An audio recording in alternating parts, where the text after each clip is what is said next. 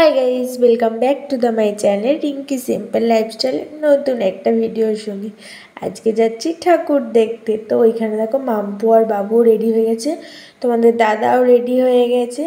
চলো তোমাদের সাথে বর্ধমানের কিছু কিছু মিনগুলো আজকে শেয়ার করি ঠাকুর দেখতে। এটি হলো বর্ধমানের বাজেপ্রতাপপুর ট্রাফিক। এবার এখানকার ভাবনা ছিল, থিম ছিল তোমার দ্বারকানাথ মন্দির। তো আমরা বাইরে থেকেই কিছু কিছু দেখেছি, ভেতরে ঢুকতে পারিনি, মনটা বেশ খারাপ লাগছিল। আর এত অত্যাধিক লাইন, ওর জন্য আমরা তাড়াতাড়ি করে আগে আগে ঠাকুর দেখে নিই, যাতে ছেলে মেয়ে নিয়ে তো লাইনে দাঁড়ানো যায় না, খুব দুষ্টুমি করে। তো তোমার দাদা বললো মন খারাপ করো না, চলো উপর থেকে একটুখানি ভালো করে দেখিয়ে দিয়ে। দেখো ভালো করে সুন্দর করে দেখিয়েছি, মানে এত সুন্দর করেছে, মনে হচ্ছে সত্যি একদম অরিজিনাল। আর কি বলবো, কি ভাল লাগছিলো। তাও তোমার দাদা বললো ঠিক আছে, তোমাকে একদিন দিনের বেলা নিয়ে আসবো, দিনের বেলা এসে দেখে যাবে। আমি যতবারই এখানে আসি প্রত্যেকবারই লাইনের জন্য আমি প্রত্যেকবারই ওই বাইরে থেকেই ভিডিও করে যাই, ভেতরে আর ঢুকতে পারি না। তো যাই হোক, যদি আমি দিনের বেলায় যাই তো তোমাদের সাথে শেয়ার করবো। আর এই দেখো উপরে আমরা দাঁড়িয়ে আছি, ভিডিও করছি। তো যাই হোক, যদি আমি যাই আবার তোমাদের সাথে সেটা শেয়ার করব।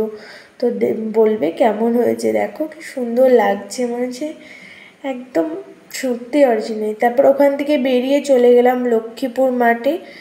তো ওখানকার লাইটিং প্রত্যেক বাড়ি খুব সুন্দর হয়, এবারও খুব সুন্দর করেছে। তবুও মনে হলো এবার একটু কমই লাইটিং করেছে। তো যাই হোক, এবার লক্ষ্মীপুরের ভাবনা ছিল, থিম ছিল মুক্তির পথ।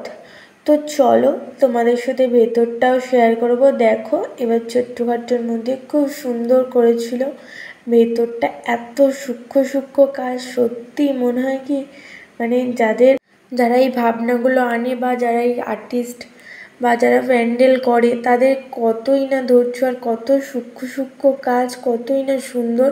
আর মায়ের প্রতিমাটাও খুব সুন্দর, এটা নিচেরটা এত ভাল লাগছিল প্রতিমাটা দেখতে, খুব সুন্দর সাজিয়েছে প্রতিমাটা। চলো তোমাদের সামনে একটু ভালো করে দেখিয়ে দিই, মানে এত লাইটিং তো একটু ক্যামেরায় ফোকাসটা কবে দিয়ে। ওখান থেকেই বেরিয়ে চলে গেলাম বর্ধমানের লক্ষ্মীপুর মাঠে। এবার এখানকার ভাবনা এবং থিম হলো ডিজনি আইল্যান্ড। তো দেখো সামনে ছোট্ট ছোট্ট মিকি মাউস দুটো, কি সুন্দর লাগছে। তো এখানে দাঁড়িয়ে একটু মাম্পু আর বাবাই দুজন মিলে ছবি তুলে নেবে। দেখো ওদের বাবা দাঁড় করিয়ে দিচ্ছে, আর কি সুন্দর লাগছিল না, মানে সত্যি। আর ভেতরে ঝাড়বাতিটা উফ, দেখার মতন। তোমরা যারা এখনও যাওনি তাড়াতাড়ি গিয়ে দেখে নাও, এরপর লাইন, বাপরে লাইনে আর দেখা তো যাবেই না, মানে যা ভিড় হবে।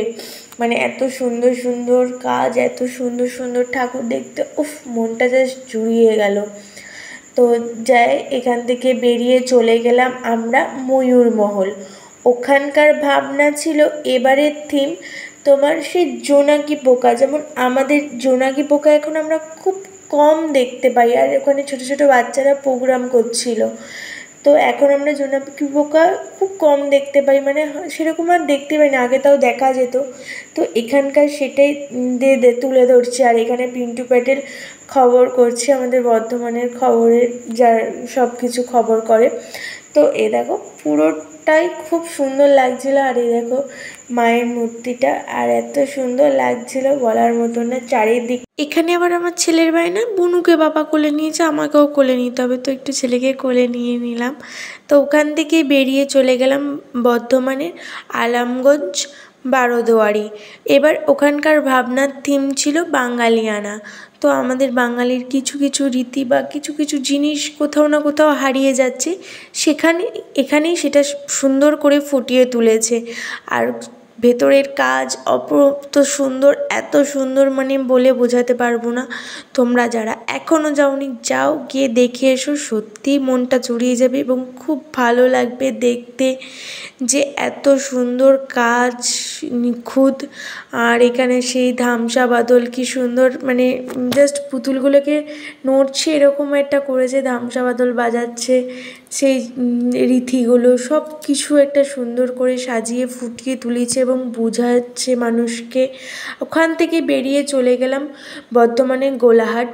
তো ওখানকার ভাবনা এবং থিম ছিল এবারের তোমার বীর আনা। তো আমরা কম বেশি এই বইটা সবাই দেখেছি, সবাই কম বেশি না সবারই এই বইটা দেখা আছে। ভেতরে এত অন্ধকার, তাও ছোট ছোট জায়গা থেকে একটু একটু আলোতে বোঝা যাচ্ছে কোনো রকম। তো বিরানা মুভির যে সব কিছু এখানে ছোট্ট করে তুলে রেখেছে। প্যান্ডেলটাও ছোট্ট হলেও সুন্দর করে সাজিয়েছে, বেশ ভালো লাগলো দেখে। তো এই যে মায়ের মূর্তিটা ভেতরে। তারপর ওখান থেকে বেরিয়ে চলে গেছিলাম আমাদের বর্ধমানে 2 নম্বর শাঁখারি পুকুরে। ওখানে এবার সেই ভাবনাটা আছে, তোমাদের থিমটা আমি ঠিক অতটা ভালোভাবে নামটা জানি না, তবু আমি বলছি বেশ ছৌ নাচের মতন যে জিনিসটা, আখ দিয়ে সুন্দর করে একটা থিম করেছে। আর ছৌ নাচের যে মূর্তিগুলো বা খুব সুন্দর করে ওগুলো সুন্দর করে সাজিয়েছে, যেটাকে ছৌ নাচ আমরা বলি, সেই জিনিসটার থিমটাকে সুন্দর করে সাজিয়ে তুলেছে। তো সত্যি ভাবনাগুলো সত্যি সবার সুন্দর, এবং কোনটা ভালো কোনটা খারাপ কি বলবো বুঝে পাই না, প্রত্যেকটাই সুন্দর। ওখান থেকে দিয়ে চলে গেছিলাম, প্রচণ্ড খিদে পেয়েছিল, তো একটুখানি এগরোল খেতে।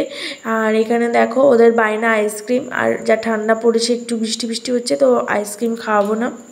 আর বলবো কি, ঘুরতে ঘুরতে এতটাই খিদে পেয়ে গেছে, তো তোমার দাদারও খিদে পেয়ে গেছিলো, আমারও খিদে পেয়ে গেছিলো।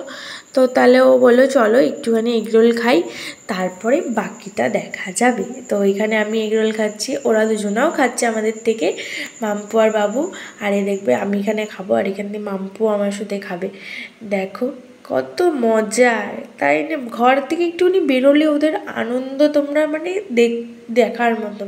তারপরেই ওখান থেকে চলে গেছিলাম আমাদের বর্ধমানের কিরণ সংঘ ক্লাব 5 নম্বরে।